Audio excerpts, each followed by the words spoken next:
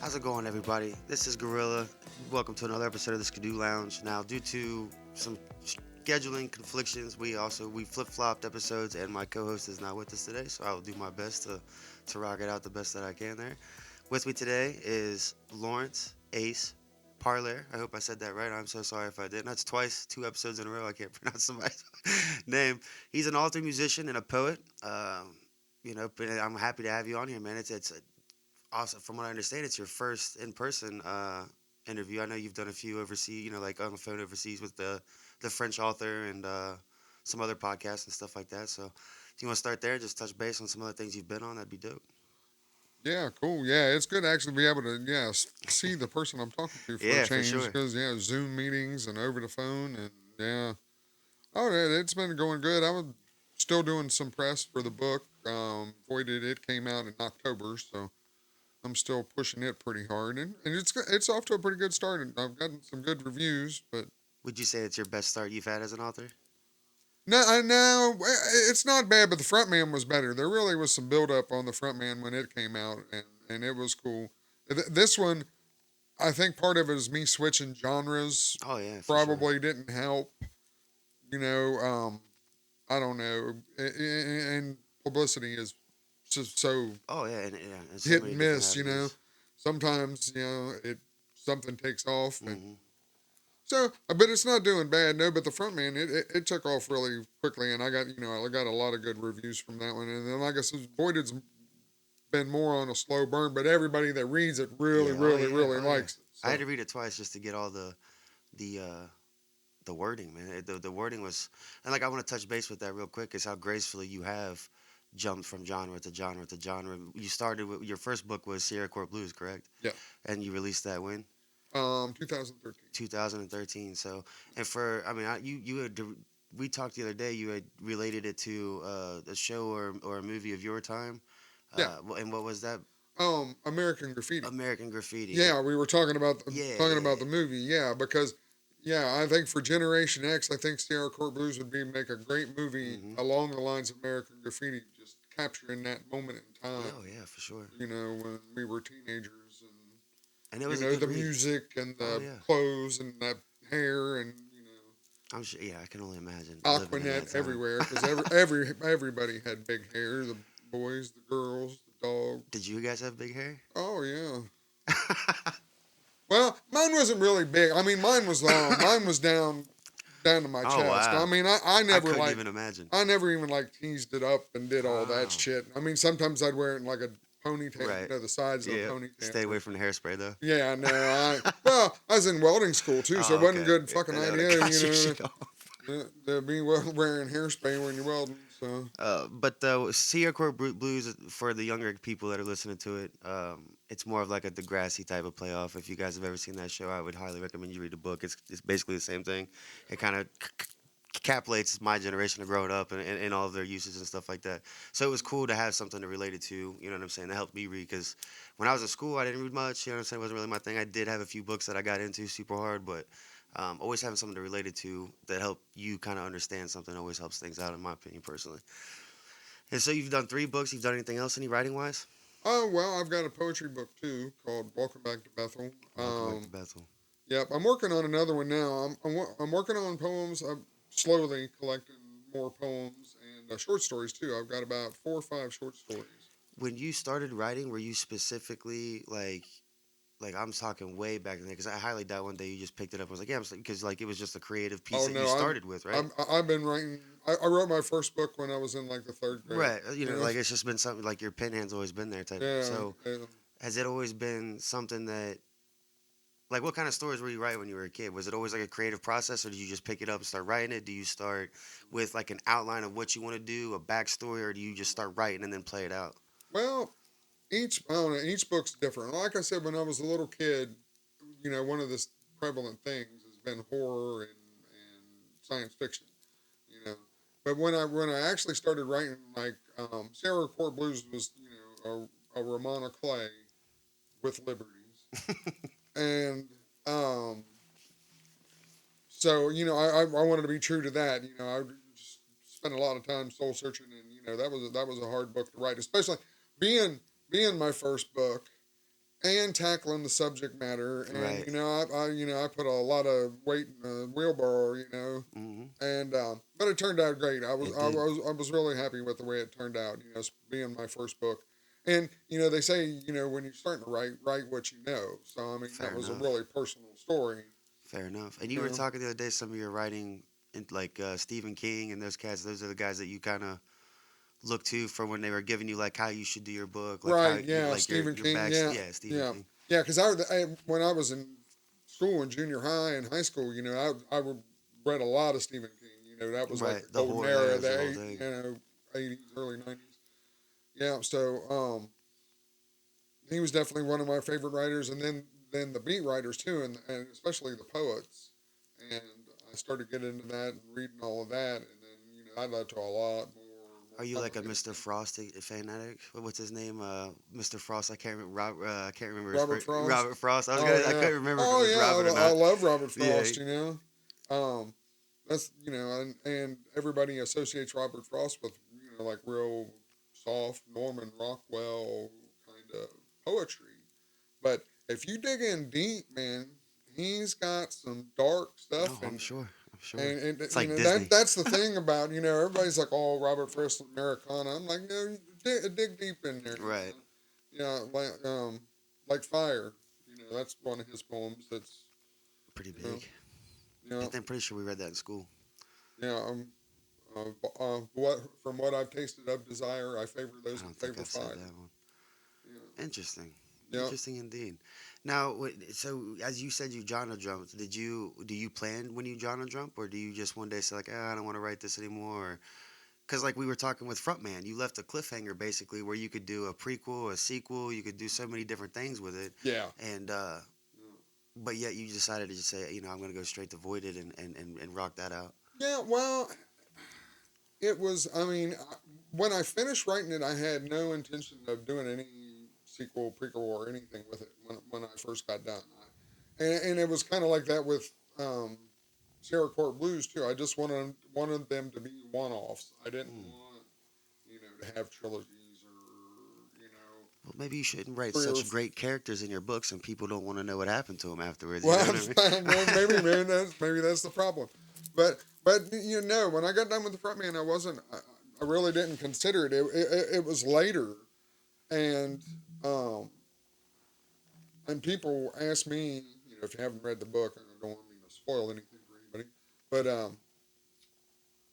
Calliope's story with everything that she had been going on, and so later on, I got an idea for telling her story, and it ended up being by the same token a prequel for the frontman. How Uh, does one dive so deep into a created psyche? well, I wrote an article about this not too long ago about world building, and it's I mean you can drive yourself nuts Yeah, doing right, it, right, right? 100%. Because I've got a friend while we were talking about the comic book, Yeah, one of the other writers on the comic book, Michael, he's up in Detroit. Um, I was talking about him, and he's writing a new graphic novel, and I mean it's like Star Wars. He's got like a 25,000 year history and oh all of these wow, events that coordinate streamline with each into other. where this I'm That's thinking, insane. man, I'm fucking lazy. Yeah, No, that's pardon my French, but yeah, that's insane. I don't have anything that well thought out. You know what I mean? Wow.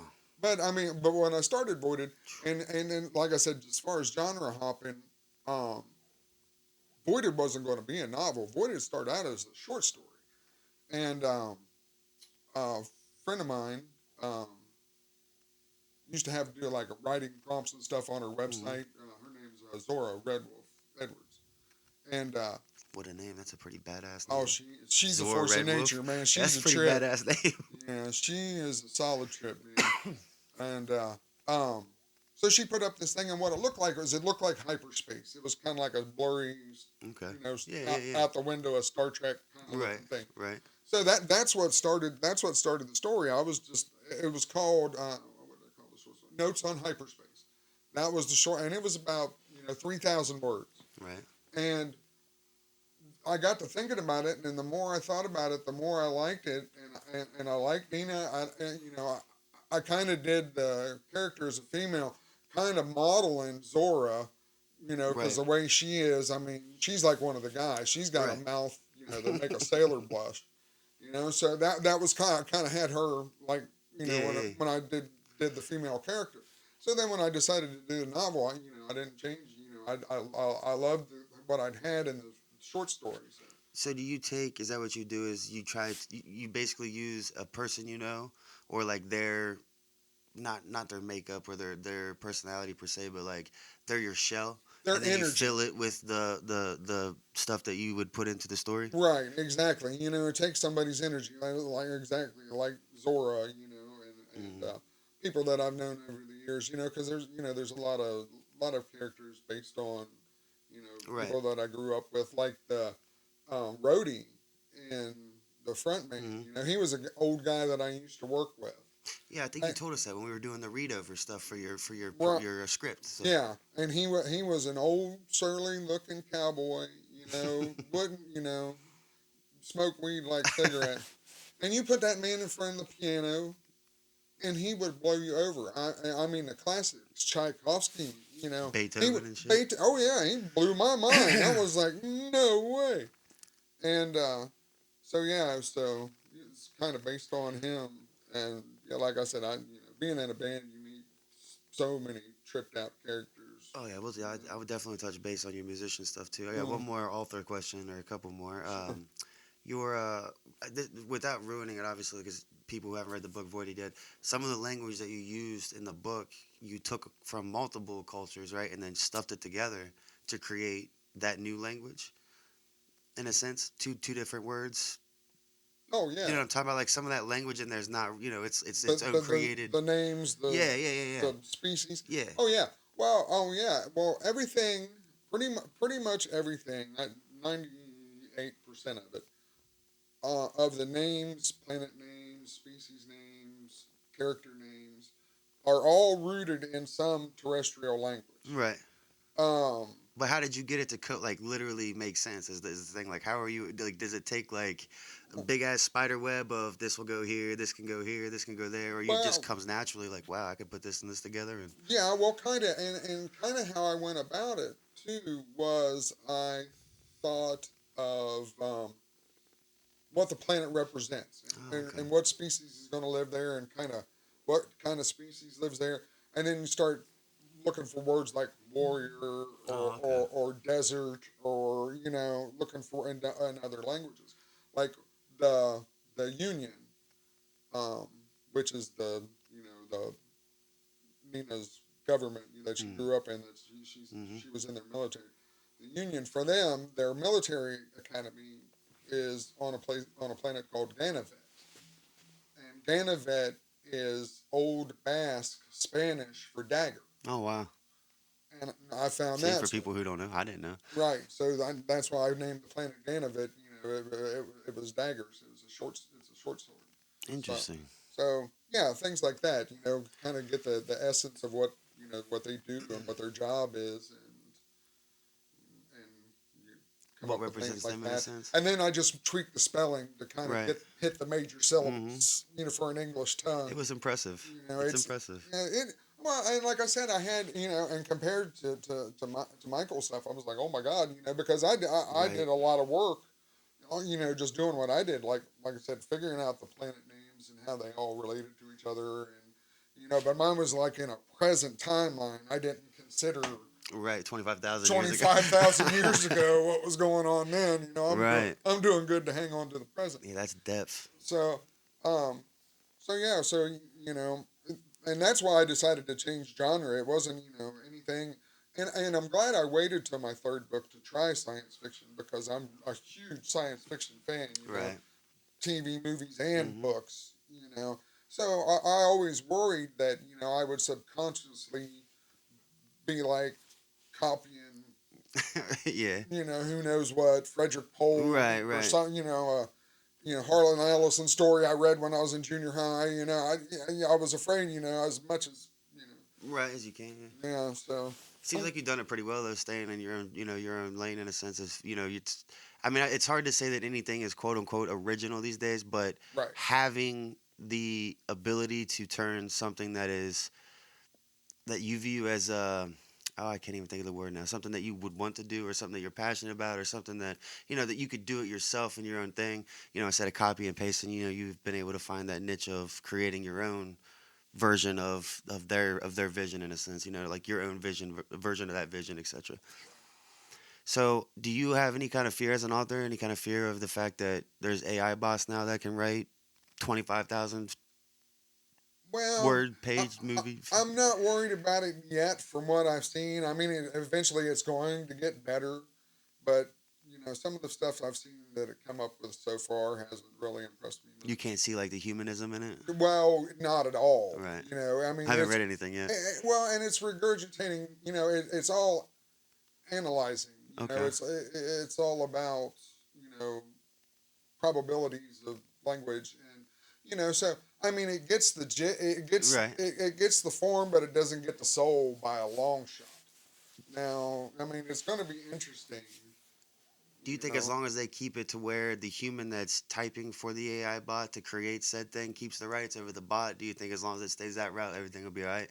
Once they start getting credit for everything, then that's going to be an issue because they could just self-create well, music and exactly, and really, for me, AI, I don't know. I think they're wanting to use it for too much, oh too yeah, fast. they're talking about You know, unmanned drones just killing people at well, will now, well however they see it. well, and well, that's part and parcel with what I think. That they need to use it for the big problems, and not worry about writing. You know, Music and stuff like that. yeah, writing music. Helping some kid do his thesis. Right, right. And work on the work out the real problems. It's kind of like they're just trying to use it as a distraction for everything else. Do you think they're advancing it too fast to where you're gonna see like what was it would be what like a Skynet? Skynet was kind of like your guys' thing back then. Well, yeah. Oh, well, yeah. Exactly. Yeah, like a Skynet That's type of not deal. cool. All right. Yeah, but no network computers. Will go Battlestar Oh, Galactica. there you go. You know what I mean? Do not let them network. Did you? Um, My bad. My bad. Go ahead. no, it's just my thought. Oh yeah, I was just gonna ask you, did you start writing music or stories first? I started writing stories first. Stories first. Yeah, yeah. Like I said, I one of the earliest things that I remember doing was I wrote a book called Vampires from Space when I was in the third grade. Vampires from space in the Vampires. third So fucking I grade. was Hell like yeah. 7, 8 years old, something like that. Well, it was actually a class assignment, but we had guidelines, and I was Right, like, right, right. the I'm hell an with author, damn the it. hell with the guidelines. Here's what I'm doing. I'm doing Vampires from Space. So dig it. And I ended up, then it was so imaginative, my teacher went ahead and gave me an A, even though I Wow. completely Yeah. went left of center with the guidelines. So, and I was always an avid reader from the time I was that age. I'd That was imagine one so. of the I things mean, I always got. Well, to my parents' credit, they they always got me books. I mean, they got me all the classics when I was probably like 9 or 10. There used to be like the little pocket classics, oh, okay. Black Beauty and the Three Musketeers, Just and quick stories. yeah, and Black. I just said I can't remember the Connecticut Yankee. I mean, I had read a lot of classics before I was even in junior high. Wow. So then by the time I got in junior high, I had a teacher, and one of my shout out stories is I had the seventh grade. When I was in the seventh grade, that was when it all came together for me because I had an English teacher named Miss Adams, and she was young. She was probably like right at 30. She was right out of college. She only been teaching a couple of years, and the first part of her curriculum at the beginning of the year was poetry, and I was like fine with it. I Right. was interested but didn't know a lot, and then, the other kids are like whatever. So she assigned us charge of the light brigade by Tennyson, Okay. and she goes, "I know y'all. I see y'all out there in your Iron Maiden T-shirts." She says this poem was written about the same war as the Trooper. Interesting. So it snapped for you. Light bulb went Nice. on. Like, okay, right. So then we had to recite it. So I ended up reciting it, and I did a really good job. And that was what kind of like, because I was already interested. I was already playing guitar by then. because Right. I started playing guitar when I was about 11 or 12, so I was already interested in bands and stuff. Who got you your first guitar? Oh, my grandpa. Your grandpa? Yeah, I my feel like that's grandpa. an important, you know what I'm saying? Like the guy Oh that kind yeah, of led you down the. yeah, because he played. My Oh, grandma okay. So I played didn't know that. everybody played instruments. My mom could play saxophone, she just wouldn't. Everybody, all learned to play Damn, you something. had the Country Jackson 5 essentially, Oh yeah, man. kind of. Well, they were. Yeah, they all played. My uncle played bass in a What band the heck? for a while, and so I was just around it. Well, that was always my favorite thing at my grandmother's house was when I was a little kid was straight to the keyboard because she had one of those Ah, Fender Rhodes old keyboards, schools. one of those old school Yeah, deals, yeah. and I was on it. Instantly. Time I was old enough to get my fingers on it, I was on it. So yeah, Damn. he got me my first guitar. So I was interested in music, but like I said, I started writing first, and then when I got interested in music, I wanted to be a songwriter, and that how cool that would be. But that was what set it off in my brain. Seventh grade. I was already starting to be able to play fairly decent. I knew the basics. I Right. was getting started. A chord, G A chord. chord, yeah, and so yeah. So by the time I got into high school, so like I said, from that time on, then it was songwriting 101. That was all I did was play the guitar and work on writing songs. When did you start your first band or join your first band? About that time High school? in the eighth grade, between eighth grade and freshman year, that was my first band. Dang. And yeah, What were you guys called? Black Molly. Black Molly. Black That's Molly. what I'm talking about. Right? How long did you guys last? Oh, probably that summer. That summer didn't go Yeah, past by the that. You time guys were school, still young and yeah, by the time school started again, it was over. it was over. But no, Did it was fun, and I played some with some of those guys later on. Actually, our bass player Scott, he's in a band called Howl at the Sky around here. We just went to their album release a couple of months ago. Well, that's dope. And yeah, he's a great bass player. He was in a band called Devil's Due. And, All kinds of occult names out here today. Oh yeah.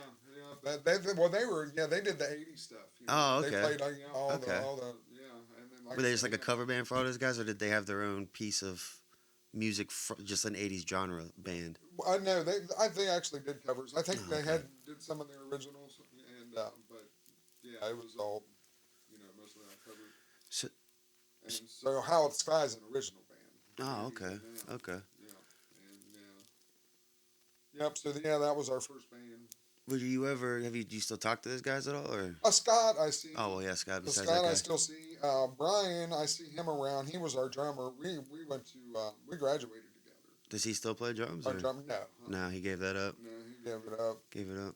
When did you decide to? I'm not even focused more on music, but I see or hear of you doing more musical stuff. Probably just because that's what I get to hear about or see about than your writing pieces. Right. Like, because you definitely have released more music or have done more music than books. Yeah. So what? Like, was it the seventh grade music or the seventh grade poetry teacher that was like, yeah, you should start doing musical. Like, is that what clicked for you? Was you should start doing music instead of Well, that was she encouraged me because then that was when I really started writing. every When day? I started got confident to try to write my How own many of stuff. those songs have you released By myself or recorded, for that matter? I guess I should say. by myself I've released 3 this year. Total in my career I released some back in the mid '90s, and then the first Chaos album. So I've released probably about 30, 40 songs. And you were with Chaos for how long? A couple years or just a year? Or Almost 5. almost 5 years? How many shows did you guys do? Quite a few, I remember. Oh, we did a bunch of Yeah. shows over that 5 years. We probably did 100 shows? That's 100 wild. shows, maybe even more than that. Yeah, the 2020 put a kibosh on that. The only thing we played that year was at Haunted House in Oh, yeah. Terrortown. So do you think that COVID, kind of the whole COVID thing, without being like all political with it, do you think COVID was a big reason on what started kind of the downfall of that? Or was it like a inner band, like, No, it was without all getting in. too specific, yeah, just a No, lot of shit? it was. It was hard because 2020 was a bust, and it was a good ways into 2021 before things started shaking loose too. So venues started opening up, and true. and then we lost a lot of venues, Right. over that period too. It was, a lot of them went under. Yeah, that's true. Wow, I didn't even think about that. That's No. facts. And So yeah, it took a while to recover, but But you left them, and you've like since you've done what's I already know I'm gonna mess his name up because it's Italian, but Matty or Matteo. Mattia, Mattia, yeah, yeah. So yeah, you ended up linking up with this drummer, and the only reason I want to touch base on this is because your guys' the way that you guys hooked up musically is kind of the same way that we hook up with the Discord guys all in the gaming world. Is like this is how I'm able to have that connection with these people. right. It's a you know what I'm saying. It's a he's passionate about this shit. I'm passionate about the same shit. Same thing with you guys. And I remember you talking about it's hard to produce music when you're the one writing it, editing it, putting it together, hoping the other guys can play it. You know what I'm saying? When it comes to now, you have somebody that's right there at that same level, if not a little above, a little below type. You guys are like right there. That Oh makes the yeah, creative process got to be a lot more fluid and a lot more passion. oh You know. yeah. Well, yeah, it's been a dream working with Mattia. It has because and that's one of the things about working by yourself.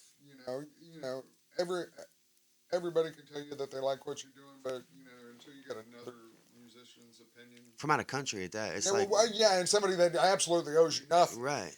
That's the best Hmm. part. And so yeah, so he loved playing my stuff. He loved hooking up, and he started. He mixed and mastered Dreams. He did Dreams, yeah, the yeah.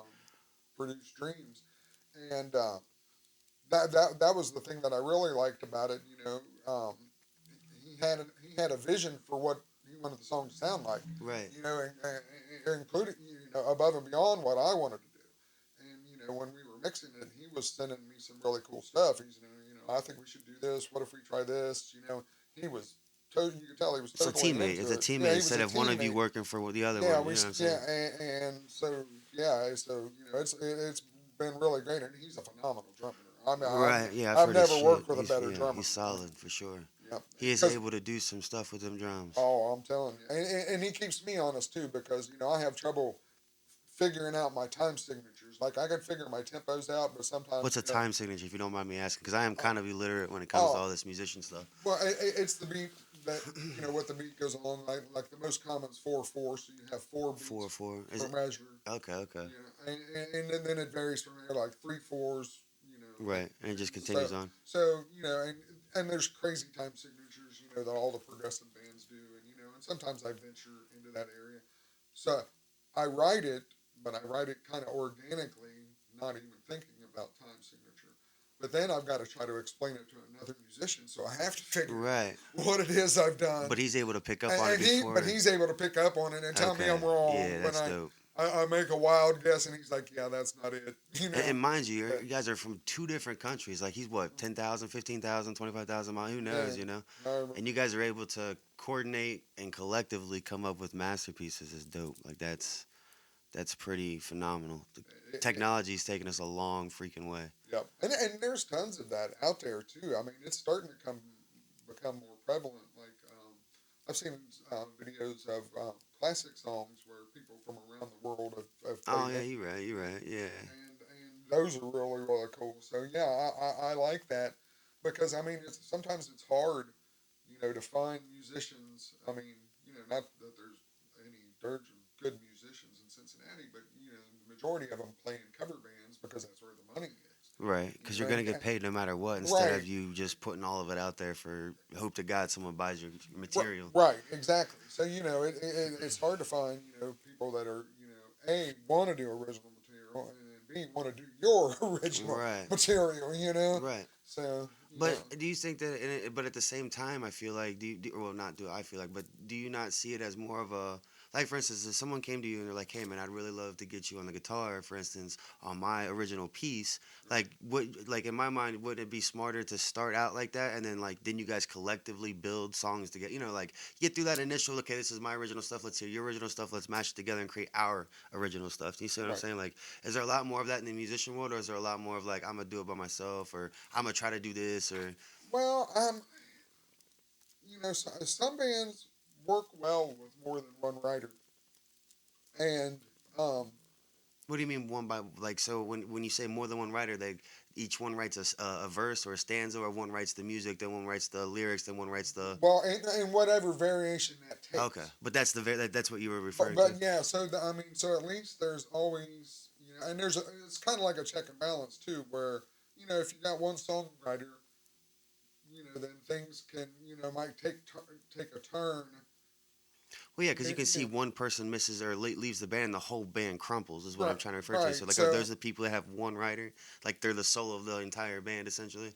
yeah, so if you got somebody to bounce ideas on, I mean, you don't even need somebody that really, you know, has to come through with a whole solid idea. But it's always cool. Like one of the things that I could always do that I can do is I love working with drums. Drums are my favorite thing. That's why I'm just like mad over Mattia. Is if somebody plays some crazy, wild, offbeat stuff Mhm. and draws my attention, then I can write a riff over it. If Right. I get something that really moves me, I'll come up with a riff. I can write a song over top of it. So that's always a good place, to get inspired from. When you're working with other musicians and they're like, hey, check this So out, they just start playing, and and then it's you just like, start playing off of them, yeah, and keep playing, and then you got a whole song, more a song, cowbell. and it's something that you didn't consciously plan, so, Right. so that's why it's always good, and you can always a piece of dialogue, an idea, um, I mean, So it's kind of like the rock's version of beatboxing in a sense, or like freestyling in a sense, like you're freestyling your instrument right. almost. You see, like you just start playing. Now, is that kind of like a sign of a good musician? Do you ever see those guys in the city? You walk down and see one of them's playing on the back of a bucket, and then Oh like yeah. somebody just walks up and starts tinkering with a spoon or something, and it just starts becoming a like almost like a flash mob, but with music. Right. Oh yeah. Oh, I love that stuff. Yeah, oh, that's Drum circles. yeah. Like Yeah. the drum circles are tight. There's almost like a euphoric kind of high that comes with that when you're always like around. Even it don't even have to be professionals, just a bunch of random dudes with braids out there hitting the Right. case drum stuff. So Oh that's yeah. always super cool to go check out and see. Also, I always remember when I was a kid, those guys try to borrow a quarter from them. They have a pocket full of Hmm. quarters. Like, oh no, dude, you can't have this. My wrapping chain. They'd be out there having Hitting chains it in with their their pocket. stuff. Yep, I remember that. I'm trying to think of what was that. Do they have like a certain term for that? Do you know by chance? Just I'm just doing busting their them. own thing, just busting Just, them, busting a yeah. beat, busting, busting whatever it might be. Do you have any other interesting works in the way, like in like music? I know you got that one, which I think personally is the first. I don't know if I can say it. Am I allowed to release that? The song that you're gonna doing? Oh, The my new first, one. the Yeah. first diss Well, album or my first different diss my first release? kind of critical song. Yeah, yeah. It's not really my first critical song, but it's I don't know. But I don't think I've ever heard of a rock or a musician. I kind of want to label you just as a rock because you do have a range of talents. But is that like I've never heard of a musician of your genre base coming out with something like this. Like so, I'm pretty excited to hear how. Because I mean, you hear about like Rage Against the Machine, all of these other hard rock. You know, what I'm saying like even those types Oh, of guys, they've got fu music, but right, to you know what I'm saying, like with the history of why this song is being written or where it's angling at, right. it's just interesting to me, and I'm excited for its release. Yeah. That's why I had to bring it up because to me it's the first time I've ever even heard of anything like this. Well, it's cool. Well, like I said, the lyrics have changed a little bit, but yeah, you'll still get your point. And more than being like a barb song, an edged song, I kind of it's kind of like something I needed for closure too, Right. because that's the whole basis for the chorus. The song was written from the chorus out. I had the idea for the chorus, and then I had to do something with the rest of it. So to I didn't want to get specific, but I wanted to tell my side of the story Right. because I never really did. No, it's just one day it was over with and you were doing your own And thing. and so yeah, and so I just wanted to Is Maddie helping you or yeah, Mattea helping you with this? yeah. Oh, this is gonna be a badass song. Yeah. We're just on hiatus for the holidays. We're gonna get back together in Oh January yeah, yeah, yeah, and definitely. keep working on it. As long as everything in the world stays intact. Yeah, as long as we're all good, it should be. So when you said right there that you started with the chorus, how do you usually start music, or does it come from different ways all the time? It comes from different ways. Different ways all the time. Yeah, you just gotta be open to have it coming. You try to write by a formula, and How long does one song usually take you, or does it also just depend once again on the? it just depends on the song. I've written great songs in 2 minutes and taken 3 weeks to write a crappy song. It Fair enough. sometimes the good ones. Most of the time the good ones come fast. You get an idea and does it ever come to a problem where you second guess yourself because it's coming so fast? You're like, there ain't no way this is gonna be a banger. Like, Well, you just kind of go. Once you do it a while and you do it a lot, you just let it come as it comes. right, And then you write the song. You might not ever use it, right. but it's there. So Did you ever start writing for a specific genre, or were you always kind of just bounce? Because you got like a bit of like a, not a bluegrass, but you know what I'm saying. Like you can go soul with it, you can go rock, you can go, kind of like your own little, and you have multiple varieties of what type of rock you can do that can kind of like single out like different bands that you kind of sound like, or the music sounds like, or you know what I'm saying. Like not that it, you know what I'm trying to say. It doesn't sound like it. It's got it, but when I hear your music, some of them, even when you did what was like Bale and stuff like that, like it sounds, like that certain genre. Did you start writing that certain genre, or was it always just kind of that's how you fell into? That's where it fell into, I guess. that's where that's what I grew into. Is it's one of the things as a songwriter you want to sound like yourself. You don't want to Right. sound like anybody else. Is that the And whole sellout thing that people talk well, about? well, I mean, where you know, what's the quote? With songwriting, amateurs imitate professionals steal. So you're all Right. songwriting. I mean, there's so many different ways to write a song.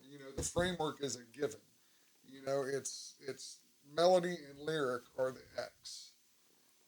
So once you get used to that framework, then like I said, you just let what happens happen. Right. So as a musician, be honest, because I'll be honest too. I don't think that there are any real good bands on the professional circuit anymore. Do you have any bands that you consistently listen to that are like, yeah, I fuck with these people? Like new bands. Like bands and like there was this one song, I can't, oh my goodness, I want to say it's Shinedown is the band. They used to be, I mean, like Yeah. hard decent rock, man, but that one song they had, it was all like alert, for the entire 3 minutes. That was their chorus, was just alert, alert. It was really dumb. Oh, I I don't want think to I've say it heard. was Shinedown, but they wrote like Book of Madness Yeah. and stuff like that. So, Mhm. and when I was getting into that whole sellout thing, like even there's other bands that same thing, like ADTR. If you ever know A Day to Remember back in the day, they started falling off because they started signing the bigger music. You've got like, I mean, Nickelback was huge there for a while, and then they fell off because they started playing the outside of their genre in a sense.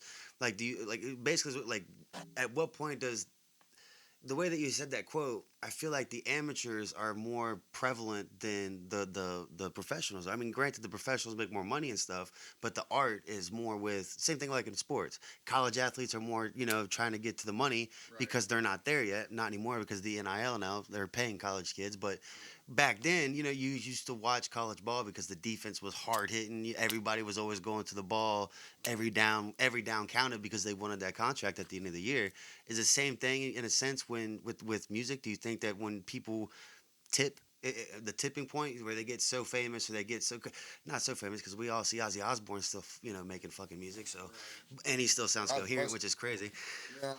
But do you ever worry about the tip point to where like you like just feel like you yourself aren't being to your top creative process any longer? Well, That was a drawn yeah. out question. I Well, apologize. I think one of the things about being a professional musician at that level, being in lunatic fringe, um, it is. I mean, it's a lot of pressure to deliver. I mean, Is that where all the drug abuse and all that well, stuff comes from? and yes, because they always say a band has their whole lives to write their first album, and if they're smart, they have their first album and half of their second album written. So then when they're on the road, they come up with those really good 3 or 4 road songs to fill out Right. their second album. Then when bands fall apart and when it's time to shit or get off the pot and do the third album, because then you're trying to do it on the road Against the clock. against the clock. The record company has a timetable for when they want it to deliver, and you're home for a week to record a song, and you're back out on the road, and that's the real Because test. that's where you make all your money, right? Is on the road with Yeah, shows. it is nowadays. It It is didn't nowadays. used to be. I mean, it used to be album sales, but the internet, Kind of just killed turned that that. all into chaos. So it's live, At the same, it's like a touring double-edged sword though, really, because now, and merchandise. yeah, you're able to make money. I feel like easier as a privatized musician than as having to worry about going to find a label. I mean, you're not gonna make millions at first, if not, but you got Well, either way, views right? now. You can get paid via views. You know what I'm saying, and reviews and stuff like that. Yeah, I mean, it's a lot of work. I mean, it's hard because they say the thing to do nowadays to be able to get into the festivals is as indie bands is Spotify listeners. Mm-hmm. If you don't have 10,000 Spotify Mm-hmm. listeners, they're not even going to entertain. Exactly. Even you have to have 1,000 for a podcast, 1,000 a month. Right. Exactly.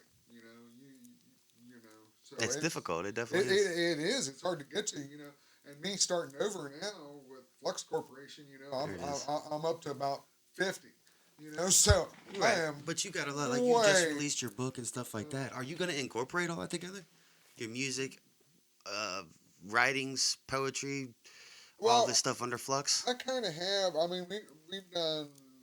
I've done like lyric videos or kind of like poetry videos, and I mean, I'd like to do some multimedia thing. I think that would be really cool. It's just the cost.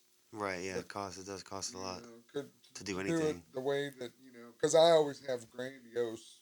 When I dream big. big. I come up with an idea for a video. It's like where we gonna get that 100 grand from to do all that And that's what's crazy. crazy. It's So hard to try match. to rein in my vision. Yeah. Matching the monetary version of what it takes to make your dream come a reality. Well, that's exactly it. Promotion and PR.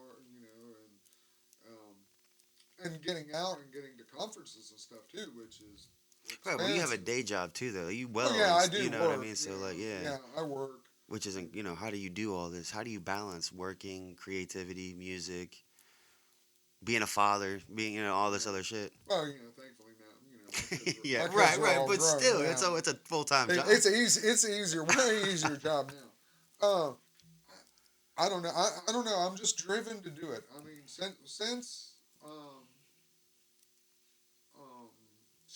since Sierra Court Blues came out. So 2013. So yeah, this past decade, I mean, it did so well, and it encouraged me to go on. If it hadn't done anything at all, I don't know if I would have ever Continue forward, Yeah, really. yeah, especially So right Sierra novels Court Blues was because the cut and dry. yeah, I was surprised by how well it did. I mean, I honestly was because I had I never published a book. I don't know, Have you published all three with the same company or the same no, publisher? different publishers. Oh, okay. All three have been with different publishers, and yeah, I was pleasantly surprised. And my first publisher did a really good job marketing it, and it did, it did really well. And like I said, it did so well that I wanted to You were like, I I can wanted do to this. write another one. Right. Because I had music. I had music and I had poetry too. At that I didn't need to write novels. I mean, it's a kind of I wanted to tell that story. Right. So I got that story out. If it didn't do well, then I still had music and poetry, and I could have done that. But when it had done so well, I was like, well, shit, let's try something more. And that was the thing about the Frontman when I started it was a challenge that I set for myself because the Sierra Court Blues is in first person. It's easy, it's like Tom Sawyer. So, and when you're a new author, it's easier to do it like that, to tell it Than from being omniscient. first person. Yeah, to tell it from first person because, I mean, you miss a little bit about detail, but I mean, you can really get into a character's mind, and I'm glad I did it like that. Right. So when I started the Frontman, I wanted to do it third person. I wanted to do multiple storylines. I wanted to tell a complicated story from 3 or 4 different points of view. And so that was the challenge that I set for myself with the Frontman. That I wanted to be, to have all this story going on around the Frontman. But you left so many teases in there with different characters, and that's why, like, when you brought up possibly doing a prequel, I was like, "Fuck yes, dude! Like that has to happen." And then that was the thing, a lot of people were really, different people. Like I said, a lot of people asked me about Calliope. they just thought that that whole storyline was just, Hmm. you know, and then Carrie himself, carrying his career, you know, Oh yeah. and you know how he met all these people Hmm. on the road, and how he, Hmm. you know, had this network Yeah, there was only of two that I'm pretty sure you told about it, and that was his ex-wife or the girlfriend or whatever, that his like love, and then the roadie guy, like the old guy that you had right. referred to as what was it? Not Terry. Terry was the illustration guy. He was the guy that was the old school roadie guy that Oh you. yeah, the guy from work. Yeah, yeah, yeah, yeah. Yeah, That cat. that guy, Marv. Right. Yeah. Um, Those were the only two that we really got to really understand how he came from, not really start to finish, but right. Yeah. Yeah. that Because connection. a lot of it was from story, a lot of it was Hmm. from flashback. So yeah, yeah. So I mean, there's room for, you know, All kinds of two shit. or three books. You Yeah, know, there's a hands lot of, down, easy. and so I, you know, I don't know. I've outlined the one for Calliope. I mean, I actually have a called the Song of the Muse. Mm. I've actually invested a little bit of time in developing the story, and I've got an outline. And You gonna run with that? You think then? well, I'm not sure what my next one's going to be. I'm still, I've written, like I said, now that Voided's out, I've written the first chapter of a sequel for Voided too. But I don't know. I've spent the past like 6 weeks, and I think Mercury retrograde's like kicked my butt or something, because I haven't written anything since like Thanksgiving. Since the holiday season started, I've pretty much just So do been. you bring a lot of that occult stuff into, because like you like with Uh, Carrie, or in that book, without telling people about the book, there's like a cult with the whole right. afterlife stuff like that. And, Yeah. and, and one more thing about the music and the stories, the cool thing I have always liked about music is it tells its own story. So it's never like, even if you were to drop your writings of music or books and stuff, you're still telling stories in your in your own way of music and stuff like that. Right. Yeah. Um, Dang, what was I just lost out because I went off with that other piece. Um, Dang, I don't know. I was I had a good question too, and then I let off with the Carrie Oh. thing about the occult. Oh, the occult stuff. So you said Mercury retrograde kicked your butt the other day, or it has. Are you like a big believer in all that stuff, like the zodiac and the stars and everything? Yeah, I have a unique relationship with the universe. I think, Like warlock type shit. as everyone should. You Hundred know, percent. not I everyone agree. does, but everyone I should. got my chakra bracelet on. I'm chilling. And I mean, there's a lot of stuff out there about astrology, and you know, 99% of it is bullshit. You know, but aspects of personality, you know, and it's been argued that more so than being a sign is how you develop in the wheel of the year based on your birth date. Right. Like, what's the first season you remember, and stuff like that, and how that psychologically affects your outlook Hmm. by um, nurture rather than nature. Interesting. And so, you know, what, you know, as above, so below. So, you know, there may be that there's interplanetary pull, or the force, Right. you know, in the signs. Oh, But you know, as like I was saying, then it may also be, I mean, where you're born during the wheel of the year too. oh yeah. Your Like natal chart. if you're born, you know, here in December and it's cold as shit, you know, Hmm. or whether you're born in like Arizona or something Hmm. where it's, you know, 70 in January. But you know, so yeah, you know, there's a lot more out there than anybody's ever imagined, and to think we got our finger on the pulse of it is just like the Absurd. height of arrogance. Absolutely absurd. Yeah, so you But know, at the same time, we're starting to do stuff like break atoms, clone people, grow organs and stuff like we're like not saying we're becoming God, but we're starting to create godlike, you know, well, pharmacies and companies a essentially. greater understanding, but you know, there, you know, the closer you get to the meaning, the sooner you know that you're dreaming. You know what I mean? It, Yeah. it it's barely a step out of the cave,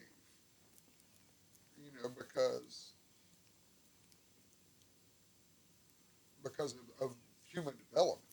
I mean, all the technology in the world, isn't worth a damn if you're inclined to self-destruct.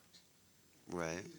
So Yeah. once we get over that little impulse, then there'll be a lot better development on the other side, if it's possible.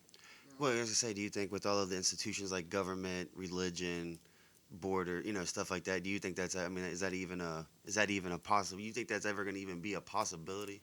Eh, Getting over the threshold of I wanting to kill each other? I think it has to be. I mean, it has to be. You have to get there. If you want the species to survive, these things have to be tackled and answered. So I read this theory the other day that says we're in prison right now.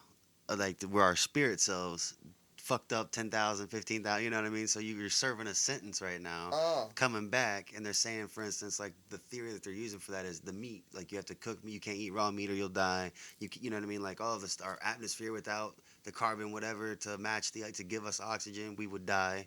There's so many things here that'll hurt us. They're saying that that's a theory is that we're just like spirit selves trapped on Earth because we fucked up somewhere along the lines for X amount of time serving our sentence out. That's why the nukes are always available. People are always killing each other. I don't know if you come back every time to keep serving your sentence. I don't know how deep it goes, right. but it's I interesting to mean, think about stuff like that, like being like the whole Star Child shit. well, yeah. Well, that kind of sounds like some of the Scientology stuff, Yeah. from best I understand it. Well, I just like. I just have a South Park understanding, but that's kind of what that sounds like. I don't To an know. extent, it's weird to think about though, because you think about the zodiacs, how you were born this time. If you've ever looked at your natal chart, man, it's like a roadmap of your life. It's creepy, like super, super creepy. I read it when I was like 23, 24, and if I had read it when I was 12, 13, 14, I wouldn't have understood it. But I would have been like literally reading out my life of how it played out. It is super, super creepy. See, I've never had one of mine done, but I'm telling you, dude, like the person, like I was showing the people around me, they thought I wrote theirs. I'm like, dude, what? Just because I knew, I've known them for X amount of years, so I've known some of the things that they've done in life. I was like, I'm not that creative. First of all, second of all, right. I just handed you my phone so you could look at yours. Like, what the hell are you talking about? That's how creepy that stuff is, and that's why I think that there's a lot more to what's going on than what people even tell us. I mean, history tells us if it's written by the victors, then how much are we losing? How much have we lost? You know what I mean? The Alexandria got burnt down. Think about Oh, all the exactly. great architectures that we're finding in the rainforest, Antarctica, all these other places. We are nowhere near as advanced as some of these civilizations where I don't care what anybody tries to tell me. Exactly. Because we can't even replicate some of the angles on the pyramids, man. You know what I'm saying? Without like a laser. How the hell you know what I'm saying? How they do that with hand tools? Get out of here with that. Yep. Taking quarry stone from 5,000 miles away on a boat and whatever else they did to drag it to the water and then off the boat into the it's just craziness, absolutely absurd. Do you believe in aliens? Oh yeah. Big time, yeah. Oh yeah. I have no doubt that they're out there now.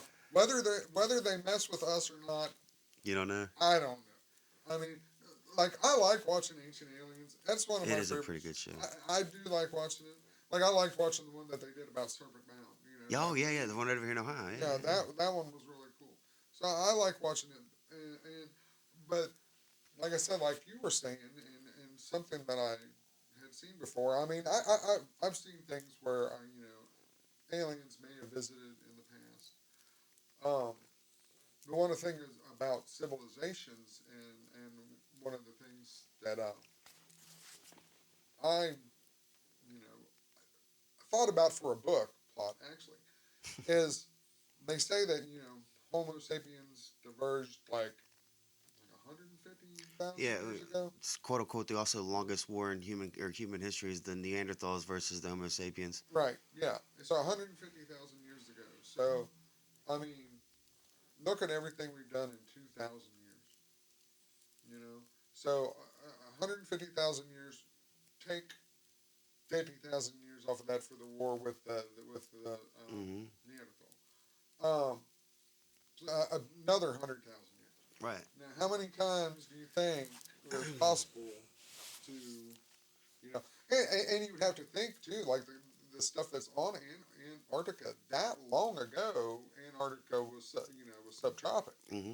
And so it's possible that over that time, that we just didn't walk around bumping into trees Right. for 100,000 years, and then 10,000 years ago, somebody got the bright idea to, hey, let's make a society. Right, and that's what You blows me know, away. yeah, yeah. So They try to play it off as we just all of a sudden one day woke up and we're like, this is the right way to do shit. This is how we should. Like the Sumerians, for instance, those guys had shit figured out without anywhere near quote unquote the technology that we have today. A right, full understanding that and that's another thing I don't understand is how do we go from the Sumerian cultures, the Mayans, all these other countries, all these other cultures that had better understanding of the solar system than the people that came up with like the geo theory or whatever that we go around, or oh, everything goes around geocentric, right, yeah, yeah, like so how do you miss all of this knowledge and then that's what's everyone just believes it like oh yeah same thing with the whole flat earthers, they're always like oh well you don't see anything about this until this and that, and then one day there's a globe and everybody's like oh yeah you're right it's round. It's just like man, how do you miss all of this? Do you just bypass it, say fuck it, it's not real? Like right. at what point does that whole Well, that's the whole thing that drives me crazy is science deniers. Science deniers. mm, Oh man, yeah, that's one of my major pet peeves. And oh no, I don't want to say too terribly much about it, but it's like even if you believe in like the whole mm, mm, Judeo-Christian thing, there's still room for both. mm, There were throughout the years, especially in physics, there were a lot of Jesuit priests that were into physics. mm, oh yeah. That strong because at the time, and I think that things have changed. That but that pursuit of science, made that I can't remember that scientist's name, but I remember the quote was, for every discovery, it makes me understand how much more I do not understand about Mm-hmm. my creator. Oh yeah, for sure. It makes the creator bigger, and that was how he looked at it.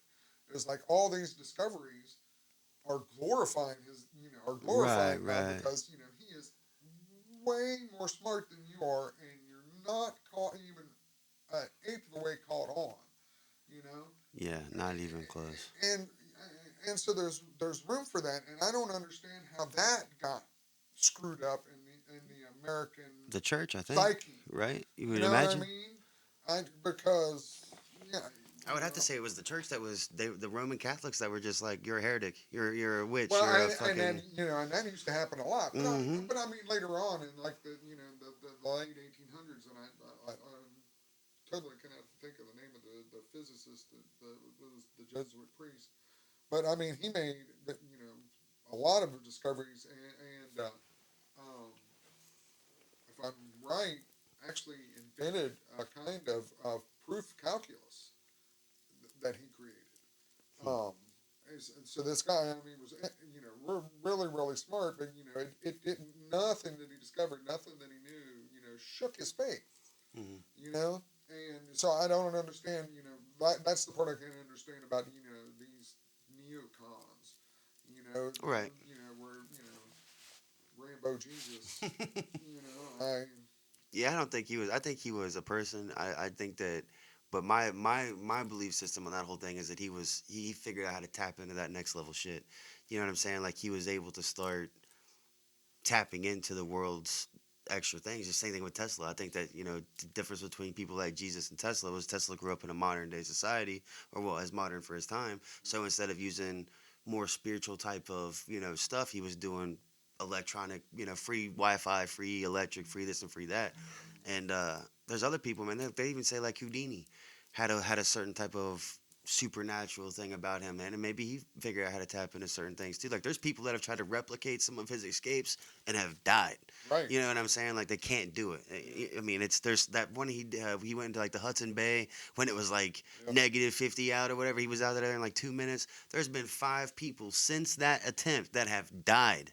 doing that attempt. So it's like, there's I think that you get to a certain level, whether it's, a lifetime, multiple lifetimes, or if it's all in one lifetime, if you start, getting into it. But I think it was a lot more prevalent back in the day because you had a lot less distractions, whether it's your cell phone, whether it's life, bills, everything. You know what I'm saying? Oh yeah. And so people were able to tap into different things and tap into more different levels, man. As they were able to level up or upgrade or what I'm saying, Right. see better things. But yeah, man, that's pretty much all I got for you, man. To be honest, I ran out of questions. I was just kind Oh, of I was just kind of trying to talk with your psyche there for a minute. oh no, that's cool. No, But that's it was awesome. nice having you. I'm glad that we could get you on early and before you get too busy with the year. Well, thanks, I Um, appreciate it, man. This was fun, man. it was a good time. And this is the Yeah. best interview I've had. So Thanks, man. I appreciate that. this That's a was good cool. one. I'm Actually, still a rookie, so actually got to complete a whole thought. I love that. So hey, that's follow a tangent where to its natural conclusion. love it. Well, thanks, So man. I hope that was this. cool. Hopefully, we'll get you back on again, and Cool. after you're getting Love to ready come for back. your next book or your next song. I do. I want to see you in a couple months or whenever that song Oh, drops. We'll get you on for, at least for a oh, 20-minute segment. I cool. gotta hear about it. All right, cool. That'll work. Take it easy, man. Thanks.